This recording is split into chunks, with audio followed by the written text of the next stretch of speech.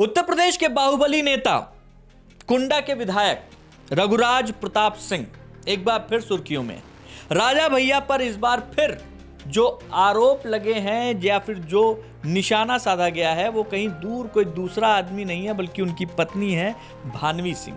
और इस बार उन्होंने एक सोशल मीडिया प्लेटफॉर्म एक्स का सहारा लिया है और जो बातें कही हैं, जो वीडियो कहे हैं, जो ऑडियो दिखाए हैं, उसको सुनेंगे, देखेंगे, समझेंगे तो आपको लगेगा अरे बाप रे, हुआ क्या है, ये हो क्या रहा है। क्योंकि जिस तरीके की चीजें सामने आई हैं उनको देखने के बाद आप भी चौंक जाएंगे। सबसे पहले तो आप ये ऑडियो सुनिए। इस ऑडियो में क्या कह रहे हैं भानवी, क्या कह रही हैं, राजा भैया क्या कह रहे हैं, क्या जवाब दे रहे हैं और क्या सवाल किया जा रहा है, ये ऑडियो सुनिए पहले। तो दाऊ आप गोली चला दी है घर के अंदर तो के ना छोड़ के जाइए। फिर चला दे पुलिस, ठीक है। ये आप ऑन रिकॉर्ड कहा था। हाँ ऑन रिकॉर्ड कहा था। फिर चला दे पुलिस, फिर चला दे police, but you don't have any reason. फिर उसके बाद होया ना कि चलका का जहन दाऊ के बाद बताइए क्या हुई आपके साथ, आप अपन सोच लें कम से कम। अगर आप गोली चलाई दी हैं तो आपके साथ क्या हुई आपका पता नहीं ना। आजीवन कारावास और फांसी ये टाइप की चीज हो सका। आप गुस्सा में कुछ भी बोला जाता है। सुना आपने। अब आइए फोटोज की बारी है। जो फोटो यहां पे दिखाई गई हैं उन फोटोज में एक में ब्लर है, हथियार ही हथियार दिखाए जा रहे हैं। दूसरे में वो जो भानवी सिंह है वो जो है हॉस्पिटल में दिख रही हैं और तीसरे में इन दोनों राजा भैया और भानवी जी की बहुत अच्छी सी तस्वीर है। लेकिन इसमें जो बातें हुई हैं, जो बात उन्होंने लिखी है वो बड़ी जो है ज़रूरी है आप तक पहुंचाना। अगर आप पढ़ सकते हो तो आप पढ़ भी लीजिए क्योंकि यहाँ पे लिख के आ रहा है, लेकिन साथ में मैं आपके इसको एक्सप्लेन कर देता हूँ। एक्स पर भानवी लिखती हैं कि सालों तक मैंने चुप रहकर अपने परिवार की इज्जत बचाने की कोशिश की, बहुत अन्याय सहा, बहुत उत्पीड़न सहा, पर हाल में ही अक्षय प्रताप ने मीडिया इंटरव्यू में मेरे बारे में झूठ फैलाकर मुझे पागल कहा। यही वह आखिरी चोट थी जिसने मुझे मजबूर कर दिया कि अब मैं सच्चाई सबके सामने रखूं। मैं इस व्यक्ति की नीचता का कोई जवाब नहीं देना चाहती थी, लेकिन बार बार मीडिया के लोग संपर्क कर रहे हैं। अब कुछ बोलना और कहना जरूरी है। मैं केवल जांच एजेंसियों से निष्पक्ष जांच चाहती हूं। सबूत मैंने दिए हैं जो अपने आप प्रमाण देते हैं। नई अपराध न्याय संहिता में वैज्ञानिक तरीकों से जांच की व्यवस्था आदरणीय मोदी जी और अमित शाह ने कर दी है। फॉरेंसिक जांच करा लीजिए, 15 दिन में रिपोर्ट आ जाएगी। बस योगी जी और उनकी पुलिस को निष्पक्षता से जांच कराना है। सच शीशे की तरह साफ तरीके से सामने आ जाएगा। यूपी पुलिस पर भरोसा नहीं हो तो सीबीआई जांच करा लें। हिम्मत हो तो स्वयं खुद अक्षय प्रताप यह मांग करें कि पूरे मामले की सीबीआई जांच हो, जिससे यह साबित हो जाए कि सच क्या है। आगे और भी लिखा हुआ है, सुनिएगा। जिसे यह पागलपन कह रहे हैं वह अधिकारों के लिए, सत्य के लिए और न्याय के लिए बहुत जरूरी है। एक बात और संज्ञान में लाना चाहती हूं कि मैं अपने बेटियों के साथ दिल्ली के जिस घर में रहती हूं वहां की जानकारी अक्षय प्रताप जानबूझकर मीडिया बाइट में दे रहे हैं।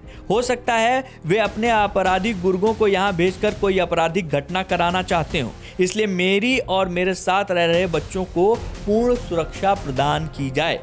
अब इन्होंने जब मुझे मजबूर ही किया है तो कुछ और सबूत यहां प्रस्तुत कर रही हूं जो सार्वजनिक तौर पर इनके चरित्र, आपराधिक प्रवृत्ति और कानून का कोई डर नहीं होने का प्रमाण अपने आप देंगे।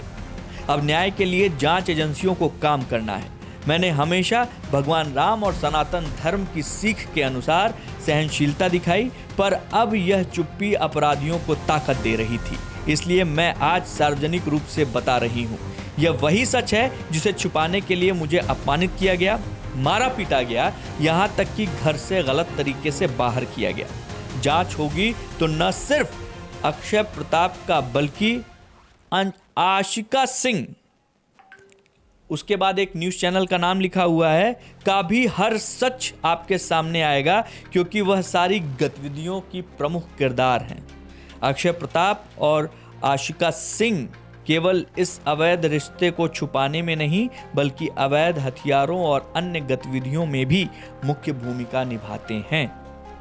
अब ये एक नया नाम सामने आया है, जो नाम लिखा है इसमें साथ में इनकी फ़ोटो भी इन्होंने जो है वो इनका हैंडल भी दिया है। मैं प्रधानमंत्री जी, गृह मंत्री जी और मुख्यमंत्री जी से विनती करती हूँ, 3 पॉइंट्स लिखे हुए हैं, 2 पॉइंट्स लिखे हुए हैं। पूरे मामले की निष्पक्ष व वैज्ञानिक जांच सीबीआई फॉरेंसिक से कराई जाए, मेरे और मेरे बच्चों की सुरक्षा सुनिश्चित की जाए।